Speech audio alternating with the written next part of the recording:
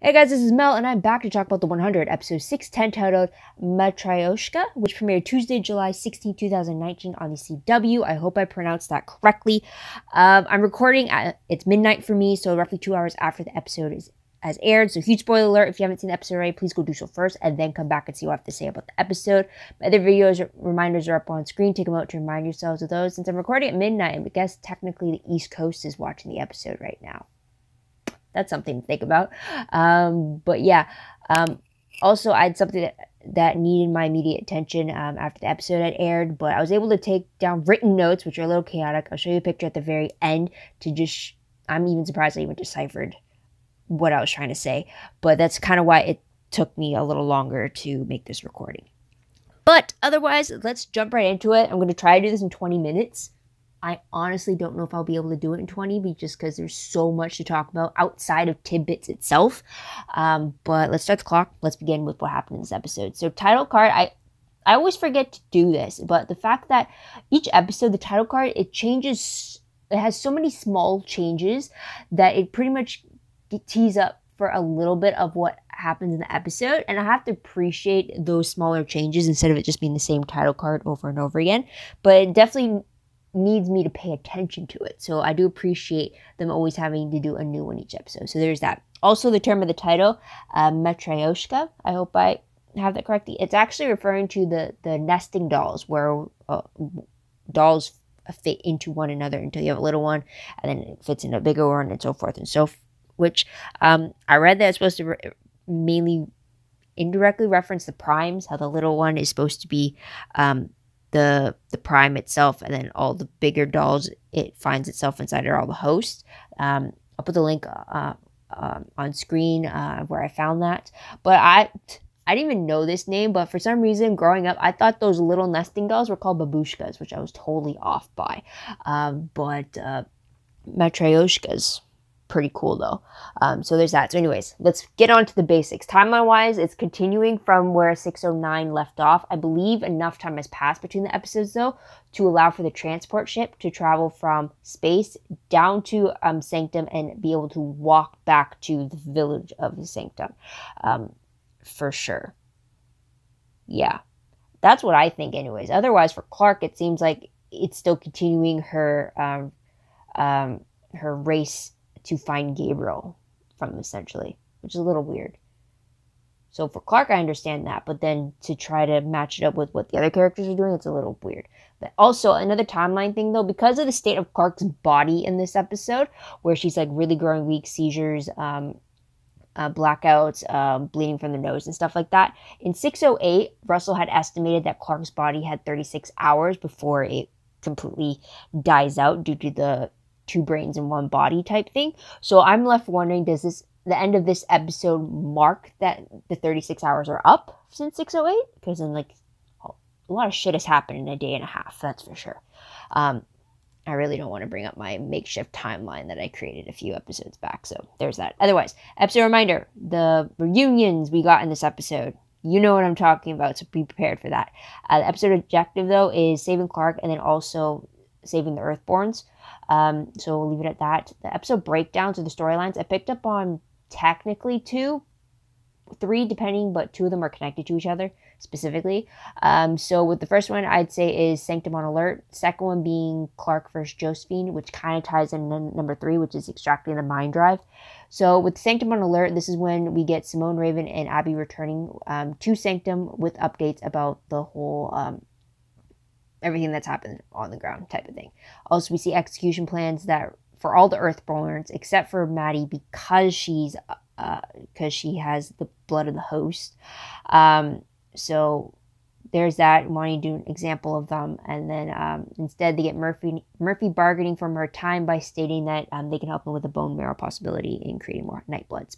So there's that. Second storyline with Clark and Josephine, we do see the barrier between the 2 minds is breaking to the point that all the stuff from Josephine's side of it is kind of merging itself with Clark's, or finding itself with Clark's, which is making the body deteriorate a lot faster. This leads to the floating of the memory books, resetting barriers between them, and then seizures for the body. Whoever's in charge keeps jumping from the body. So there's that. At the end of it, though, we do get Josephine back in control, but she's very weak. So she's in control when it comes to number 3, where it's extracting the mind drive. So this is where Gabriel actually decides to save Clark in the end and truly let Josephine go and give his goodbye to her. He extracts the mind drive, but Josephine manages to be one step ahead a little bit, which causes a delay in Clark returning in full control, which is the last moment of the episode, the fact that Clark reunites with Bellamy with a hug, showing that it's her, calling upon the head and heart thing. But I do have a question of actually if that really is Clark or not. I hope to God that it is Clark and it's not Josephine pretending to be Clark to kind of save her own butt. But the episode or the scene was already on YouTube by now if you search for it. Hopefully it's still there if you guys are watching. But I watched it again, and when Clark wakes up again, she doesn't say Bellamy. She doesn't he doesn't voice a recognition. She just immediately pulls him in for a hug. So while that would be a huge, and then comments on the head heart thing. And while I immediately thought, okay, it's Clark. But then a part of me now thinking about this question, well, it could be Josephine because she does have access to Clark's memories and she could be playing Clark to fool and save her own skin type of thing, right? So I don't know. Plus also Clark kind of beheading her in the mind drive thing. I don't know. I'm hoping to God that it is Clark, but I did have that bit of doubt because when am I ever going to get a happy moment with them, right? So there's that. Character-wise, though, we got a bunch. So we have Russell vowing to bring Simone back by whatever means necessary because Simone was actually stabbed in the throat by a Sanctum citizen by the name of Ty, who actually sacrificed his son to the Primes. And after finding out the truth, he wanted to enact the death to Primes thing that the children of Gabriel are all talk about. Though apparently the drive, it's assumed that her mind drive is still intact because of Russell's promise. So that's something a little weird there because Ty did stab her in the throat from the front, while Maddie did kill Miranda in the back by stabbing her through her spine, I guess, and coming out through the throat. So it's kind of in the reverse, but it's assumed that her mind drive is not intact. So there's that. Also, we do see 3 forms of Josephine in this episode. Clark, obviously, and the first one. And then we do see her second host again in a memory of her welcoming Gabriel II, who kind of is trying to make sense of his own resurrection, which he never wanted to begin with. So that's something there. We also see Gabriel again saying goodbye to Josephine in the present day. With Riker, we do see him align himself with Echo in order to expose the truth about what it meant to be a Prime, and that it wasn't two souls in one body type of thing like everyone believed. But he does betray it in the end to save his Prime family. With Echo, we do see her working with multiple game plans to save her loved ones in the Earthborns. Since she is a one-woman army at the moment. So there's that. With Maddie, we see her becoming more aggressive due to the Dark Commander's influence. And with the Dark Commander, or Shaheda, we did find out that he was killed by his 4th Flamekeeper, but he had previously killed the first 3 Flamekeepers that he had. Don't know why, maybe because he was paranoid or something, but yeah, definitely ruthless. It's kind of like the cursed position type of thing with Harry Potter and the defense position. I kind of have me remembering that. So there's that. Also with Jade, we do see her life being spared by Bellamy in order for her to deliver a message to Russell about Josephine and how if anything happened to his friends and he'd never see Josephine again type of thing. So there's that. Now tidbit wise, let's move on to that. There is no news in this episode about Jordan or about Deoza, which I found really odd. Deoza, it's understandable, but with Jordan, given all the other Earthbound prisoners, I was kind of surprised he wasn't brought up whatsoever, or wasn't even shown, considering that he got stabbed in the stomach by Maddie. Although she had a change of clothes, I believe, because I don't think she was wearing those clothes when she attacked him, assuming she had his blood on her. So that's something there. Also, apparently Murphy's leg seems to have miraculously healed. When we last saw him, he was stabbed in the leg. I believe it's the femoral artery. And yet in this episode, he was moving around a lot, or he was pacing, I believe. And I thought that was really weird, if only so little time has passed between the last time we saw him. So there's that. Unless they have very high-tech ways of cauterizing a wound and having him have his full function back. But that just seemed unlikely. It had me questioning that there. Also, we see Riker telling Delilah's parents the truth about their daughter and how she's dead and not really one with the Primes. We also do see Raven realizing that within the Flame, the commander codes are isolated, so she needs to find a way to delete the Shaheda code to save Maddie from his influence. And we also have confirmation that Maddie changed the passcode for the Flame, therefore it cannot be extracted. Pretty sure she had done that already to spite Clark, who had wanted to originally take it out of her in near the end of season 5. So there's that. And then also the aggressive vine things that was trying to choke Clark's body. They remind me of the Devil's Snare from Harry Potter. I thought it was very fast paced, because by the time Clark woke up, or her body woke up, she was completely covered, and I didn't think she was like out of it for a while. Maybe she was knocked out for a while from the seizure. But I guess that did answer my question from my previous episode, if her falling unconscious unwillingly, like not through sleep, but through being knocked out or something, would kind of put her body's control up in the air again for Josephine, which it did, unfortunately. So there's that. So let's move on to ship status. Bellamy and Clark, I will talk about that later, but mainly the reunion for sure. With Josephine and Gabriel, I definitely have to appreciate the love story between them, as they've confirmed on both sides that they have loved each other for centuries, since the very beginning of their first host. And also when she sees him again for the first time, she looked in awe, as if like she couldn't believe she's seeing him again. Like she truly believed that he's been dead. That was a sweet reunion there in itself. And then like her wanting to do everything to protect him when it was the guards that were coming after, and like calling like, this is Gabriel, like kind of like he's my protection. And then the guards were surprised that it's Gabriel as well too. So anyways, there's that. Maddie and Guy, we do get hostility from Maddie towards her former keeper, but we do get protection from Guy, who still wants to save Maddie, but she is willing to kill Maddie if it meant preventing the Shaheda's influence in Maddie to get to the One Crew army in the sky.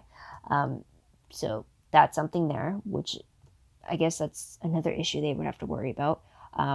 So there's that. And also with Abby and Clark, in this episode, Abby is finally made aware of the situation Clark has been in. First, she's told that Clark is dead with no questions. And then I guess when she reunites with the other Earthborns in their cell, she's finally told the truth about what happened with Clark and stuff. And she's kind of like morbidly quiet, I guess you could say. Or I don't know. But then she's also mourning the death of Kane as well too. So I'll give her that. So there's that. And that is it for what happened in the episode. So let's move on to most shocking moment. I think for me, it has to be Josephine attacking Clark by slitting like her throat in the mind drive after her mind drive had been taken out. I mean, it was definitely because, well, she's right, because she latched onto Clark's own neural mesh to stay within the body. Which I don't know why she did, because if her mind drive got extracted, she's pretty much safe. But if the longer she stayed in the body, that's going to die even quicker. But then also, did she think that if she killed Clark's part of her neural mesh, then she would still survive in Clark's body, even without her mind drive that's in there? I have no idea, but the fact that she attacked her when she did was surprising. I mean, it kind of alluded to that that's something that she was kind of aiming for when the axe appeared, instead of her first memory book of her dad killing her during that first eclipse moment. But so it was kind of alluding like, oh, she's going to attack. But to have it happen when it did, totally blew my mind right there. Glad Clark got her back, though, so we'll leave it at that. Let's move on to parallels, though. There's actually a lot of parallels in this episode. Like, once I actually got to write them down, it surprised me. So anyways, first one being Undercover Bellamy. The moment he revealed himself to be one of the Sanctum guards after killing a whole bunch of them, I was hoping for it. I mean, like, just because, like, up to that point, Bellamy was absent for the episode. So we don't know, like, what happened to him and everything. And, like, I was kind of waiting for, like, in the synopsis, it said that the Blake siblings are going to reunite. So it's like, when's this happening? So then to have him uncover his mask the way he did after he just killed those guards, it was like, yes, thank you. Bellamy just has a knack for blending in. I mean, it definitely reminded me of 214 when he did the exact same thing in Mount Weather, when he did the same thing to protect delinquent Fox. Oh, no, it was 213. 213 he did that because I was in the episode Resurrection. My bad. 214 is when he was actually dealing with the taking down the acid fog apparatus. But anyway, so that was an undercover moment there for Bellamy. And then another undercover moment, not as like lethal as the previous two, but in 302 he dressed up as a grounder. He walked right through their army undetected in order to get to Clark. So that's something there. It's something I truly appreciate about Bellamy is the fact that he seems like a chameleon. If he needs to, he will put on the skin of whatever he has to do. He's been an Ark guard on the Ark. He's been the guard. He pretended to be the guard in Mount Weather. He pretended to be the Sanctum guard just now, and he pretended to be a grounded warrior. It's just like it was amazing. It was just like so in Bellamy's. Like it also proved what he was willing to do to save Clark, essentially. So that was a parallel there, the undercover Bellamy part. Another was also the reunion between Bellamy and Octavia. It's only, I'm putting it as a parallel just because the way they set it up, but it's definitely on two different opposing sides. Now in 204, when we had them reuniting, you could see the joy on both their faces and the relief and the hug between them. And while in this episode, you do get the hug and the relief and the emotion from Octavia, you still see Bellamy's guard up. And he doesn't like return the hug. Like you can still tell that he's still mad at his sister. He still doesn't see her as her sister. He sees her as Blood Reina still.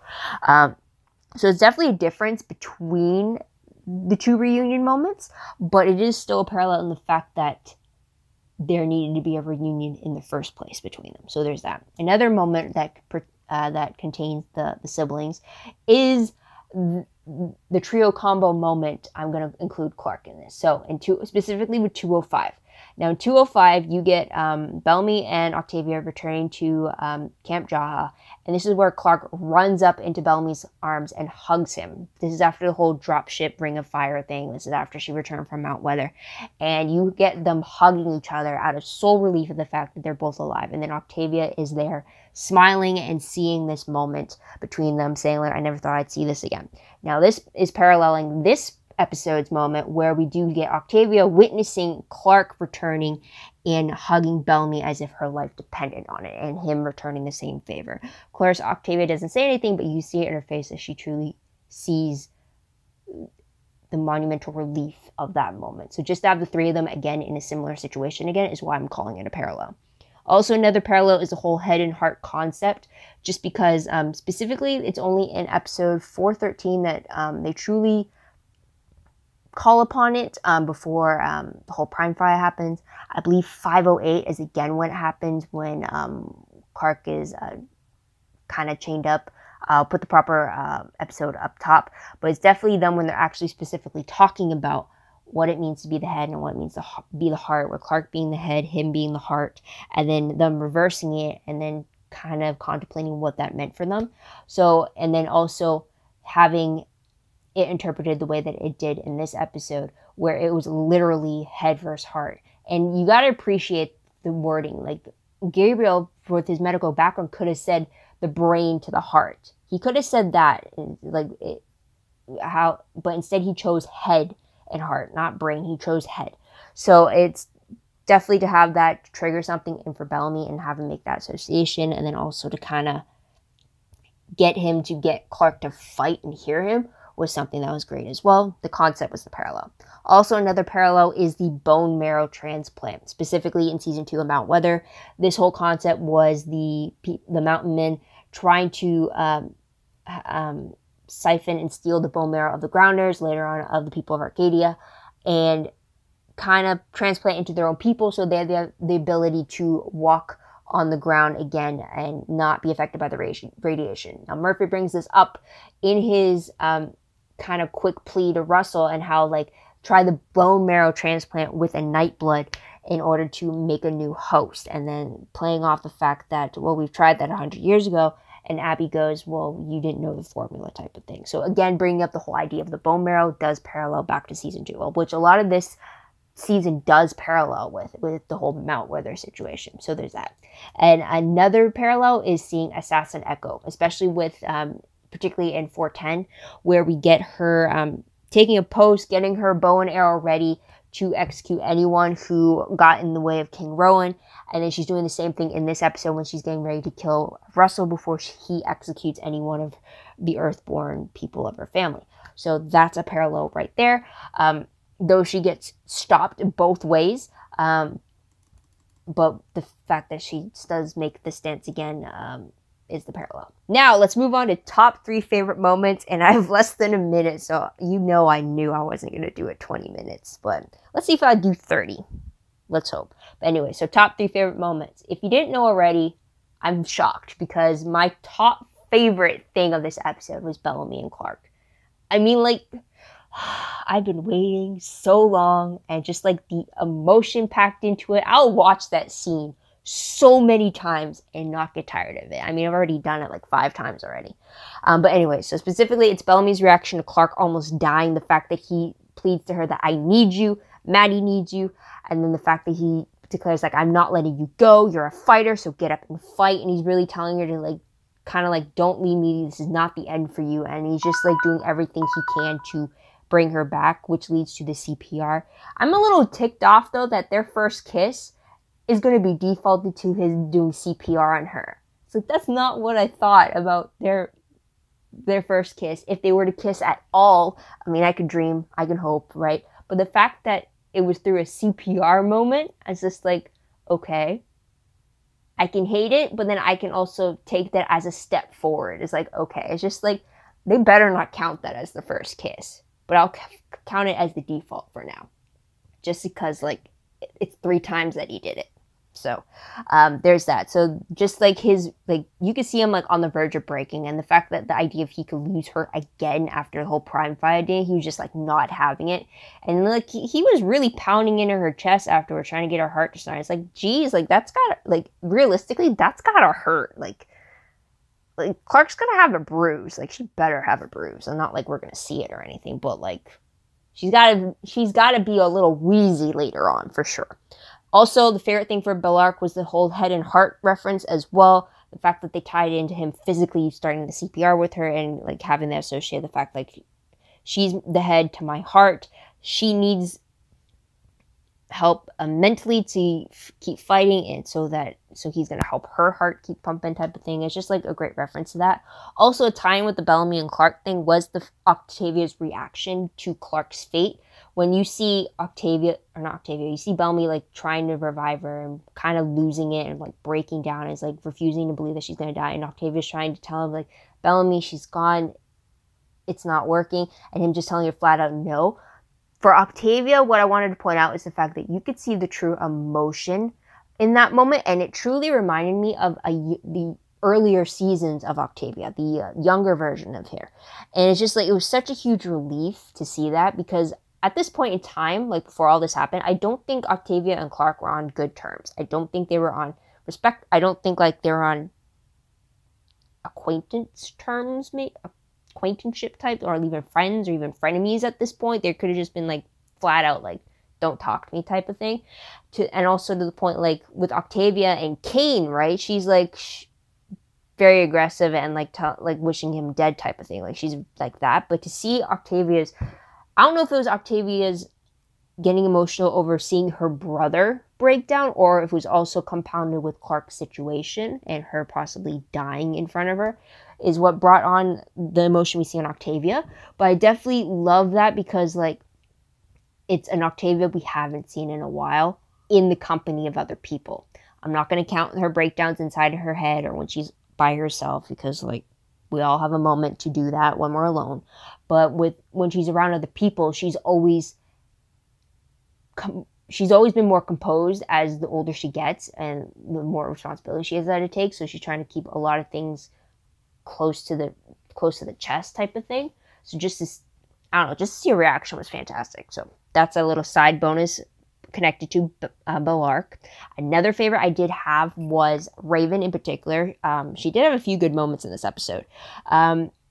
One favorite was the fact that she made the discovery or the realization about the commander codes inside the flame being isolated, and how she could possibly delete Shaheda's code and save Maddie that way. It was very interesting to get that technical aspect of Raven back. It was also great to see her speech to Murphy about morality over immortality, especially when he's afraid to die. I'm a little disappointed that we didn't get much of a reaction from Raven, or we weren't able to see a lot of a reaction from Raven when she heard about Clark being quote-unquote dead. He was mainly focused on Abby, which I understand, but I would have loved to see Raven's reaction to it, just because at this point, she's not really friendly to Clark at the moment. She's like still pissed at Clark. So I would have been interesting to see her reaction to finding out like her former friend is technically dead, and like I still like to see a reaction. But Raven did have very good moments in this episode with her two discoveries. So there's that. And another favorite I did have was from Murphy, and this is him while he's on the stake about to be burned alive, him coming up with a plan to save all the Earthborns from execution by using the bone marrow idea. Now, I cannot tell if this is true, like a true solution that could work for them, or if it was a complete scam and he was lying through his ass and hoping to buy them some more time. Because for Murphy, it can go either way. So I don't know which way it's going to go. I know they're definitely going to use because Russell ended up giving them 24 hours to deliver on that promise, which I think is completely ridiculous, because how are they going to figure out and have everything in that short amount of time? But anyways, Raven's going to be focusing on trying to save Maddie from Shaheda. Abby could maybe possibly go through the whole bone marrow thing as promised, or she could try to find a way to stall. So I'm not even sure which way Murphy kind of went, if he was telling the truth or not, but I did love the fact that he was quick thinking and he was trying to be the negotiator in those final moments. So kudos for Murphy there, really taking Raven's words to heart about morality over immortality. So there's that.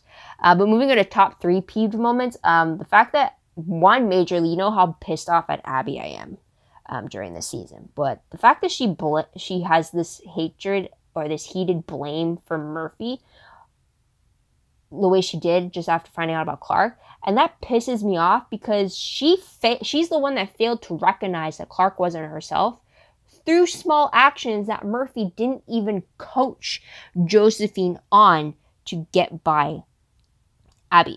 Like, if anything, Murphy only told Josephine about what to say, what to bring up, and what cues to go upon. But Abby noticed the different changes in Josephine from Clark through her actions, through the fact that she was right-handed now instead of left-handed, the fact that she was talking a little differently, or like stuff like that Murphy can't coach her on. So the fact that she was kind of, I don't know if it's just because she's projecting and kind of putting all the blame on Murphy because she doesn't want to fully accept the fact that she didn't recognize her own daughter wasn't her own daughter anymore. But Abby's definitely not winning any awards with me, for sure, and she's pissing me off. So she will be a peeve, and she's got a long redemption road when it comes to me and being her fan again. So there's that. Another peeve I did have was the fact that we had no news on Jordan, which I thought was really weird, considering he was stabbed and he is also one of the Earthborns. Did they just forget about him? Like, I would have expected at least he'd be patched up and still in the cell with everybody. But I don't know, or maybe it's because Priya is kind of granting him immunity or something for Delilah's sake. I have no idea, but it was a little off that we hadn't heard anything about him. And then another peeve was the fact that Riker ended up betraying Echo. When, like, for a long time, he seemed to be, like, on their side about the whole issue, and yet at the very end, he just decides to knock her out so that she doesn't kill Russell, who is the one to blame for starting this whole thing. So, why? I mean, I think things would have been a lot better if it was just Riker and his mom, Priya. So there's that. Which leads to my next question. So with random questions, and the fact that, does anyone else realize that as long as one of the Lightborns is alive, they pose a threat in continuing the Prime legacy? I mean, once one of them dies, the surviving one is promising, like, I'll bring you back, whatever means necessary, therefore doing more resurrections. But if Riker and Priya were the only ones that were Primes, it could easily just end with them. They could live out their long lives and treat it like it's their last, and then that's it. Just not bring the other back. I mean, like, did no one ever think of that? So there's that. I did have the question about Clark actually being Clark, but I did pose that earlier. Also, another question. If dying resets the mind drive, did Josephine really lose those floated memories that Clark ended up throwing away? Or was that current version of her lose those memories then once she got resetted? Because, like, I would have thought that once she got resetted, then, like, all those floated memories were backed up. But then when Josephine was talking to Gabriel, she said something along the lines of, like, I've done a lot of terrible things and I don't remember all of them. So I'm not sure if, like, she means literally she doesn't remember it, or if, like, she actually did so many and she can't recall it because it's been so many terrible things she's done. So I don't know which way it falls, because one way does confirm the fact that she has lost the memories that were floated, but then the other way kind of is like, well, it's kind of like a large number. I don't remember. It's kind of like when you're retail and, like, you deal with a ton of customers in a day, and then one of them asks you to recall something. It's like, I've seen a whole bunch of faces today. I can't recall you specifically, just at the tip of my tongue type of thing. So I'm wondering which way it is. Another question. How did Echo find the banished Gaia? Plus, also, if Gaia was banished, where exactly did she go? Because it's not like they're back on Earth where it's like, you got to be out of this territory.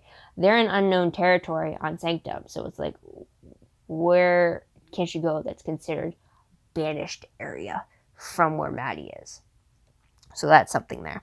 And also another thing was the fact that Indra, she wasn't in this episode. So I'm left to assume that she was left behind at the ship where Nyla and all the other awake members of Wong Crew are.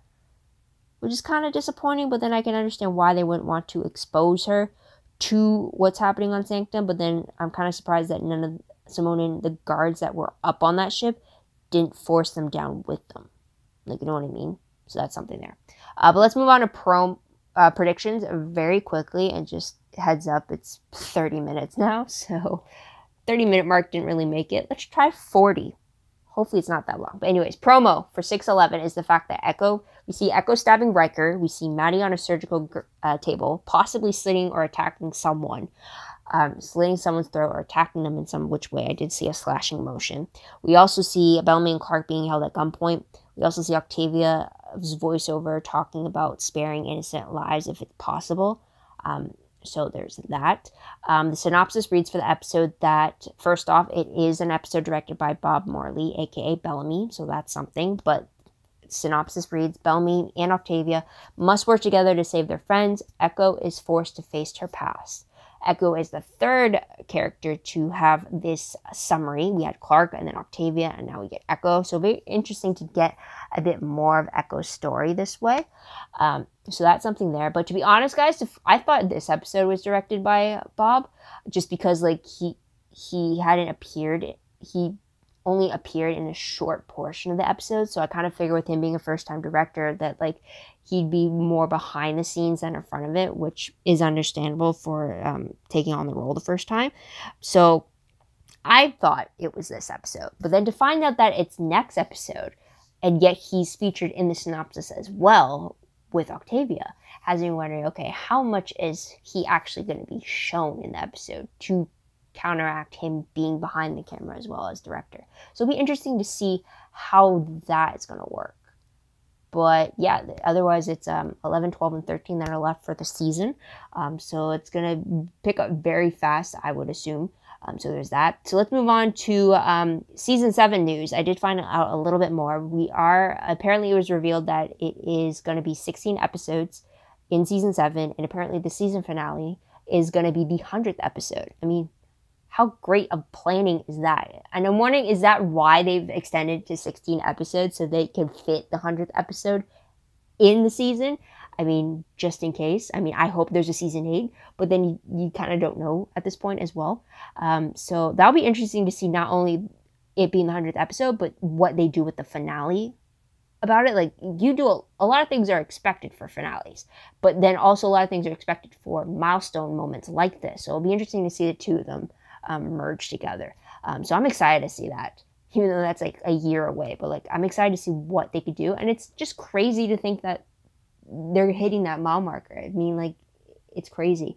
Granted, I'm always used to the 100th episode happening in the 5th season, but then again, I'm always used to that happening for like shows that have like 20 to 22 episodes a season. So there's that. Also, beginning for season 7 doesn't start until August, so next month. So definitely no new footage at San Diego Comic-Con for sure. And why would they, with the season still continuing? Right now, you can't really spoil too much about it. So that's all the stuff I found out for season 7 so far. However, for San Diego Comic-Con update, it does happen this week. It's starting on Thursday the 18th. But there is no panel for the 100. Double checked again, the lineup schedule. They don't have one. But, however, Eliza Taylor and Bob Morley, aka Clark and Bellamy, they are expected to participate in the Fan Favorites panel that's happening on July 19th. Just like they did last year. They are doing this panel alongside Candace Patton, who plays Iris West on The Flash, with Katie Lotz, who plays Sarah Lance on Legends of Tomorrow, and also with Matthew Davis, who plays Alaric Saltzman in Legacies. So I have 5 familiar faces for that panel, so I'll definitely have to check. I definitely have to look out for that panel when it goes on YouTube. I'll definitely check to see if there's any spoilers about season 7. I doubt it, considering we still have 3 episodes left. So if anything, they can only spoil like 6, 11. But anyways, any spoiler that they do reveal from Comic-Con, I will include it in the next video I have for the 100.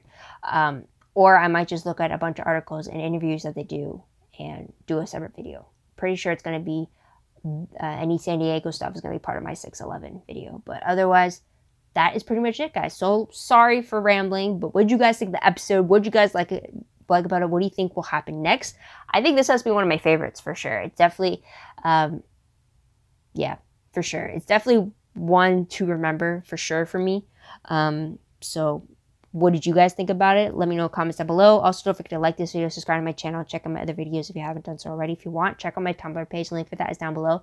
I read blog promos, web clips, quotes, gifs, synopses, news, all that good stuff, all found in one place. So go check that out. I am behind. I really got to log on and update like really fast and stuff like that. But I leave too much of a gap, and then like things pile up. I mean, there used to be a time I would log on every day and I would go through the dashboard until I came upon the last time I'd updated, and it's just like I was so onto it. And then I got a job, and then like that got in the way. I started the channel, and like I started this channel, and then that took away some time. And yeah, time got away with me. But I'll try to get back into it, or at least update it a little more frequently, or at least put a lot more stuff. It's like definitely a binging thing for me to do. But anyways, there's that. Also, WordPress account, link for that is down below. Anything I post online is connected to WordPress, or yeah, it's work in progress. It's a lot more detailed though, so keep that in mind as well. Maybe go check that out. I do have to update that as well too. Yeah, I got a lot to do this summer, and it's already like almost half done. Can you believe that? It's already mid-July. Sorry, I'm rambling. But otherwise, guys, that is pretty much it. Thank you so much for tuning in. Thank you so much for your patience if you waited to the very end of this. Also, as promised, here's a little screenshot of what my written notes were for this episode. It's kind of crazy, really. But yeah, it's very interesting what I actually write and what I'm able to make out of it afterwards, right? But yeah, so that's pretty much, again, thank you so much for tuning in. Thank you so much for your patience. Thank you so much for your support on this channel and just coming back to hear me ramble. I truly appreciate it.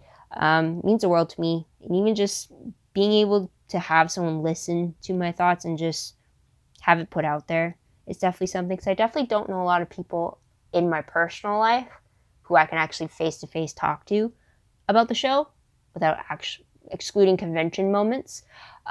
So even just having this platform, it does help in a way. But yeah, so again, I'm going to shut up and just leave it at that. So I hope you come back next time to see what I have to say about the next episode. But until then, guys, this is Mel. Wish you all a great day, great week wherever you are. And I'm going to bed. Bye for now.